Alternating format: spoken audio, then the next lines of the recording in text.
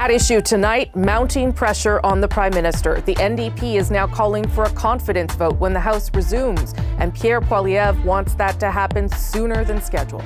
We're focusing on the chaotic clown show that is costing Canadians today.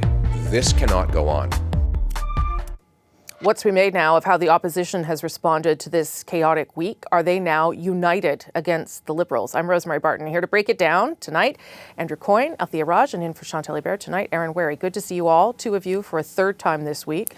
Let's start, Andrew, with the shift from the NDP. No longer just calling for the Prime Minister to resign, but saying that they plan to put forward a confidence motion of their own to bring down the government. Well, assuming that they actually mean that, assuming that they actually follow through on it, that would materially affect. I've until now been, Team October in terms of when the election was most likely to be. I think this materially affects that, moves it forward into the spring, most likely, almost certainly. If that's the case, then it's going to put a lot of pressure on the Liberals to have a new leader in place in time for such an election, in which case there'll be more pressure than before, I think, on the Prime Minister to step down and make way for that. So I think these are the knock-on effects of that. This really does change the landscape. Yeah, I will say I am like Andrew, not sure about the NDP, what they're saying. Certainly it's clearer than it was earlier in the week, but it also seems to have the condition that it has to be their confidence motion. It's not the confidence motion at the earliest possibility. So I don't know if that's intended wiggle room, but it certainly heightens the pressure on the Prime Minister, Althia. I think there's only so many times you can cry wolf before people just tune you out completely. So I'm less skeptical about what wiggle room they will try to find to not do it. And I have slightly a different read on the situation than Andrew. I think it actually allows the Prime Minister to stay. It both means that caucus is under intense pressure to pick a leader from their midst, and it gives Justin Trudeau a pathway to say, look, we're going to face an election. We don't have time to have a fulsome leadership race. Stick with the devil, stick with me. Mm-hmm. Who it really hurts are people like Mark Carney and Christy Clark, because if you're going to have a very short leadership race, basically means the Liberals need a prorogue. There's no way that you can have one party, a minority government in Parliament, with this filibuster that we also have and the second filibuster that we also have. It's just going to be utter chaos. Mm-hmm. So one assumes they would prorogue. That means the Liberals are going to be framed as you're suspending Parliament for your own personal reasons. The Governor-General may say yes, but it would have to be a very short leadership race. So that's a really difficult scenario.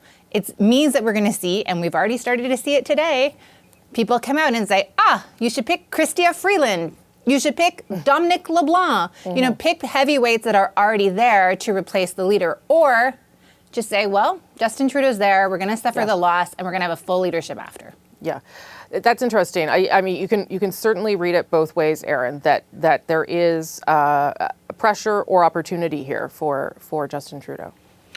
Yeah, I think it does at least, when there's so much that's unclear at this very moment, it does offer a sort of modicum of clarity insofar as we do know now that if you assume, I guess, that the NDP is going to follow through on this, and I think, their runway to kind of continue supporting this government has probably run out. But if they do follow through on this, that means that sort of in the best case scenario for Justin Trudeau, he's looking at going into an election, late January, early February. So, we're really talking about weeks left for him to continue governing before he goes into an election. I think Althia is right. The only way you have a leadership race at this point is if you prorogue Parliament. Mm-hmm. There is some sort of hypothetical number at which if they said, let's prorogue Parliament until, June or July or something, where the Governor-General would be under some pressure to sort of clip their wings a bit. Yeah. But that is the only way this government, I shouldn't say the only way, it's the only sort of justifiable way that a confidence vote gets put off much further than early February. let's talk a little bit about Pierre Polievre. I mean, we can get into his plan to write to the Governor General, which isn't a thing that's going to work, but he does seem quite determined for an election to happen. And I wonder, Andrew, is that because a leadership race is in some way worse for the Conservative Party as an outcome? And let's be clear, we don't know that Justin Trudeau is going anywhere. We'll talk about that in the next block. But he was really ramping up the pressure today again, Pierre Polievre. Yeah, and I don't think it looked very good on him. I thought he'd had a few good days before this. He was looking and sounding more prime ministerial than I can recall, more measured in his tone, gave a good speech in Parliament, appealed to blue Liberals for, make common cause. Not the usual tone you hear from him. This cockamamie business of the Governor General should force the Prime Minister to recall Parliament because now Parliament has lost confidence. You don't lose confidence until you actually have a confidence vote. It's not because somebody writes a letter somewhere or posts it on Twitter. And the Governor General is obliged to follow the advice of her First Minister, not the other way around. So she can't force him to recall Parliament. He maybe is well advised to, from a moral or political standpoint, that it's, this has increased the uncertainty around and the weakness of his government and his prime ministership. But dragging the Governor General into it, he will know that that's not constitutional. So he's once again playing upon the ignorance of people who don't know that to score a cheap political point. So several good days in a row, I think, knocked off by this silly stunt. Yeah, I can't imagine that Pierre Polievre doesn't know that what he's asking for is not possible, Althia. So I would imagine that it's really just about trying to create, a pressure point for the Prime Minister. Well, it's about changing the narrative. All day, Jagmeet Singh was dominating the narrative. We were not talking about the Liberal cabinet shuffle. The Prime Minister looked to be in hiding. Here is Mr. Polievre rushing to Parliament. So we have the background of Parliament. Mr. Polievre is at work. Mr. Polievre is caring about Canadians and everybody else is caring about their own self-interest. So he got that message through. He also got the message about calling the NDP's bluff, frankly. And I don't really think it's about trying to make sure that the Governor General recalls Parliament without talking to the Prime Minister. Of all the things that Pierre Polievre has said that are not constitutionally sound, this is like one of the least worrisome for me. Like in that scrum, he talked about how it was completely unconstitutional that the opposition parties back in 2008 tried to form a coalition. That's not unconstitutional at all. They totally acted appropriately. Like he's reframing history in ways that concerns me. This, he can write to the Governor General and ask her for whatever he wants. It doesn't mean that she's going to do it. Could she call the Prime Minister in for like a little chin chat about what's going on? Maybe what Justin Trudeau does is say, to hell with all of you. We're going to have an election. I don't think that that's worrisome. I actually think it was a good move on the Conservatives' part. Yeah, you're right. It was. Go ahead. Just very quickly, he said sillier things in the past, but this is particular timing when we're in a crisis, when we're facing the bully boy down south, where people are really looking for steadiness and judgment and calm in the face of crisis. And this did not sound that way. Okay, Aaron, you got about 30 seconds to weigh in there. Yeah, I don't think you can stand in the foyer of the House of Commons and say that the other guys are a clown car and you have the brains to take on Donald Trump, and then in the next breath say, I'm going to write a letter to the Governor General and get her to recall Parliament, because he knows that's not going to happen. To your point earlier, there is some risk to Pierre Polievre here, at least insofar as we know where the polls are at with Justin Trudeau as the leader of the Liberal Party. I would never suggest that they're going to completely change with a different leader, but they could change somewhat. At issue tonight, the cabinet shuffle. As the Prime Minister fills a depleted front bench, the elephant in the room, his future. We just had an excellent cabinet meeting that was almost entirely focused on the Canada-US dynamic. We know how important it is for Canadians that we be there to protect not just the Canadian economy, but their jobs, the cost of living challenges they're facing that could get worse. We have a lot of work to do, and that's what we're focused on. So will those changes help steady the Liberal Party and Justin Trudeau's leadership? And what is he considering as he contemplates his future? Here to break it down again, Andrew, Althia, and in for Chantal, Aaron Wherry. Start with you, Althia. I actually thought the shuffle was pretty interesting in terms of the messages it was trying to send and the channel it was trying to change. But what do you make of it? It's hard to remember that there even was a shuffle today. I'm sorry to say, Rosie.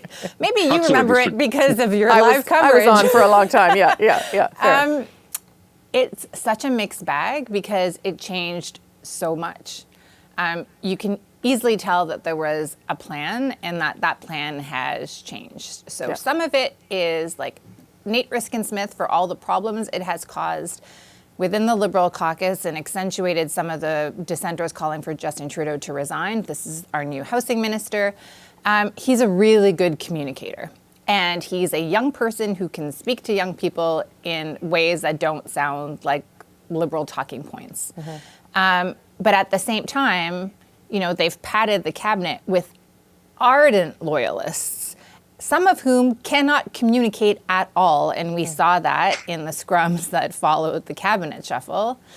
It's not the greatest team. Like, it kind of looks like we went down the rank, and, apologies for some cabinet ministers that are actually quite great, but it looks like this is what, the DEF team looks like. It does look like a government that has run out of steam. And frankly, a lot of those cabinet ministers understand they're not in their portfolio for very long. And I think some of them were disappointed today because they know that runway after Jagmeet Singh's letter has shrunk rapidly and they won't have a chance to actually implement the change that they had hoped to do. So, Erin, do you see the cabinet shuffle as a stopgap? Do you see the cabinet, as it stands now, as a cabinet that could be in an election campaign? Or is it none of those things? How do you read it? I guess it may be an election campaign only by force of the NDP. I don't know that this is an election cabinet.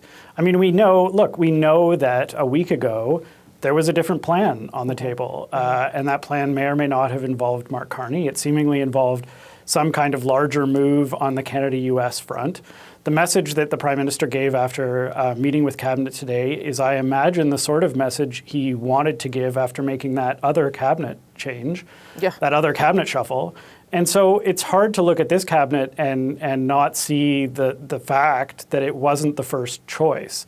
There are some interesting choices within it. Nate Riskin-Smith, even David McGuinty to public safety, I think, is interesting given his previous role with the National Security Committee of Parliamentarians. I think in an alternate universe, Andrew and other people are talking about the fact that Anita Anand is going to be focused on internal trade, an issue that we're supposed to be talking about to counter the threat of Donald Trump. But it's so hard to get away from 5 days ago, and it's hard to get away from the fact that we again don't know what the Prime Minister is going to decide to do.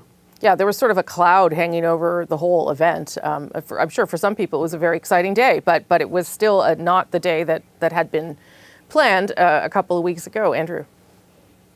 Yeah, this was a patching the leaks on the listing ship type of cabinet shuffle, not bold new visions and vistas of the future. We talked about this last night. I think it was last night, or how long ago it was. Last night, It had two purposes in mind. One was to fill the holes left by these departing ministers, and the other was to convey a sense of business as usual. Well, there's a basic tension between those two. Sure. It's not business as usual because they're having to fill the holes left by all these departing ministers. I think it's particularly telling that there would be such objections to Nate Riskin-Smith's appointment in particular, on the grounds that he hasn't been slavishly loyal enough. Part of the reason that the Liberals are in the trouble they're in is because they've been so slavishly loyal to one leader. And you can see it, of course, in most of these cabinet appointments, as was alluded to earlier. You're down now to the fanatics and the loyalists and the members of the Prime Minister's wedding party. It's not a great look. It's not a look of a big church, broad tent party that can appeal to lots of Canadians. You're down to sort of the hardcore, the Praetorian Guard of Justin Trudeau. Okay, so then let's ask the other question. Does it do what it needs to do to stabilize things for now, Althia? Does it at least do that? Well, look, the government has to function regardless of what's happening with the Liberal Party. And it was not a tenable situation to have, three cabinet ministers with two, or in the case of three portfolios that require a lot of attention, especially in light of what's coming up on the horizon with Donald Trump's return to the White House. So there needed to be a shuffle. It's interesting that some of the people were vetted this week, which means, I'm sorry, but you weren't the top pick. Also interesting that, there's no representation from British Columbia. That's new. There's no representation from Alberta. They only had one person to pick from, but still. So it's not, I don't think that the cabinet shuffle will do what it is intended to do other than become basically a caretaker government. I think the bigger thing that happened today or didn't happen today, which is kind of outrageous, and I feel like I need to point it out, is the Prime Minister did not talk to Canadians. His deputy Prime Minister straight up quit on Monday, said he was financially inept. The Liberal Party was too focused on itself. We had more and more Liberal MPs come out from the shadows and say they think he needs to leave. He shuffles his cabinet and he doesn't address the country. This is not appropriate. This from the leader who told Canadians 9 years ago that sunshine was the best form of disinfectant and he was going to change the relationship that the Parliamentary Press Gallery had with Liberal cabinet ministers. This is not accountability. This is not transparency. There was that 13-second clip off the top of this segment. Oh, that's 30 seconds coming in and ignoring all the reporters' questions. The government is in crisis. Pierre Polievre is right to point it out, and he's not addressing it. Aaron. Yeah, I think to Althia's point, this government kind of operates, or this prime minister kind of operates, on the idea that you don't go out to say something until you have something to say. And I think the problem is that he maybe doesn't quite yet know what he wants to say. But that in and of itself is a problem. And, I do think it is, problematic, I guess, that you have all of this going on and the prime minister hasn't come out and said something. I don't think... look, the country's not going to collapse. The government's not going to fall apart. The country will continue functioning. But it is, it is a gap. To get back to the cabinet shuffle slightly, if there is some kind of piece of this that you can look at, Nate Erskine-Smith is having to make the decision that he's going to run again to go into cabinet. I think it is an interesting move insofar as he is one of their best communicators. Listen to him explain a policy and then listen to almost anyone else in this government explain a policy. And there's a clear difference. But the other thing I wonder about is, are the Liberals at a point, and they probably are, where they have to worry about winning a riding like Beaches East York? Because there really isn't a path back to government if you can't win a riding like Beaches East York. Yeah, and that's in Toronto for people that don't know where that riding is. At issue, what comes next? Justin Trudeau finally spoke in public briefly, but Canadians are still waiting for answers. How long will the Prime Minister hang on? And when might Canadians go to the polls? So here to answer those very simple questions and what Canadians might be in for, Andrew, Althia, and Aaron. This is our shortest block, and I'll ask the hardest question. How long can Canada wait for Justin Trudeau to make up his mind? Aaron, why don't you start us off? I guess we may find out how long they can wait. I think, I think taking a couple weeks is probably your maximum allowable period to reflect on things. Coming back in that first week of January would seem to make some sense if he's going to take the holidays to think about it. What he's going to decide, I think, is just about anyone's guess. I suppose if you're Justin Trudeau, you may be thinking to yourself, I'm still the best person to lead this party into an election, either because I'm going to do the best of any of the possible contenders, or because there's no sense switching leaders to an election you're going to lose. The party's probably going to lose. I think the flip side of that question is, how much worse could it get? If he comes out, say, on January 6th and says, I'm going to stay on and fight, are cabinet ministers going to stand behind him? Are there any other ministers who are going to quit? How many more Liberal MPs will call for him to resign? How many more Liberal MPs will say they aren't going to run again? Those are, I think, the questions that he has to be asking himself.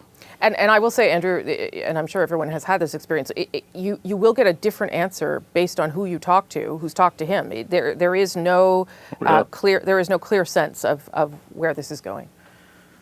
We had a great story at the Globe where, three people came out of meetings with him. One said he's definitely staying. One said he's definitely going. The third said, well, he was going to quit, and then he was talked out of it. Yes, I've experienced the same thing. So it's a matter of weeks, which makes, of course, this cabinet shuffle all the more ludicrous or indeed ghoulish. I mean, these people have several weeks of political life left to live at most. To take Althia's point from earlier, he can certainly make the case that he's the best person if there's going to be a sudden and short election to carry them in. And I might have made that case myself until fairly recently. But The problem is people can make counter arguments to that, and he's become so toxic to so many people, particularly after the events of the last week, that I'm not sure he's going to carry the day on it. But the more important point is, if an election is going to be upon us fairly shortly, that choice is going to have to be made as to whether to stay with the prime minister or to go with somebody else. His fortunes had lain in leaving that kind of vague, oh, we'll decide that sometime in the future, let's not get into that right now. The choice is going to be forced upon the party and upon him one way or another very shortly. Althia? I don't think it's how long Canadians need to wait. I think it's how long Liberal MPs need to wait and are willing to wait, frankly. Yeah. I, too, have spoken to people who've spoken to the Prime Minister, and so if you parse some of his words, it looks like he kind of is saying both things at the same time. I think the only thing that you can really be sure is that he is actually thinking about it, or wants to be seen to be thinking about it. If he wants to fight, then he probably should stay in Ottawa and work the phones and not go on holidays, because he will be able to gauge whether or not he can continue. Because with the anger that there is at the moment within the caucus, I would not be surprised to see a press conference with, 50 MPs saying we're not going to support him. If there is such a movement, and you're already seeing the leadership camp on the Dominic LeBlanc side, on the Chrystia Freeland side start to organize, and those that are not saying anything, you wonder if they've made the calculation that, frankly, it's better for them, for Justin Trudeau, to take the loss, because they can't win a short national contest. They could only win a long contest where they can get their brand, their name recognition known. 30 seconds to you, Aaron. Yeah, my mind periodically turns back to the Joe Biden situation where, there are obvious differences. I wrote a column about it. There's lots of differences between Joe Biden's situation and Justin Trudeau's situation. But the thing I come back to is eventually the decision had to be almost imposed on Joe Biden. There had to be someone like Nancy Pelosi who basically could come to him and say, you're dropping out or else. Yeah. And I just don't know. I wonder whether Liberals are willing to impose that decision on Justin Trudeau. He has to decide, whether it's the best idea for the Liberal Party to go in, but Liberals also have to make that decision. Listen, thank you all for this. Thanks for doing this 3 times. Aaron just has listened to me talk all week in the office. So thanks to everybody for all your extra work this week. That is that issue for this week, and hopefully the last one for now.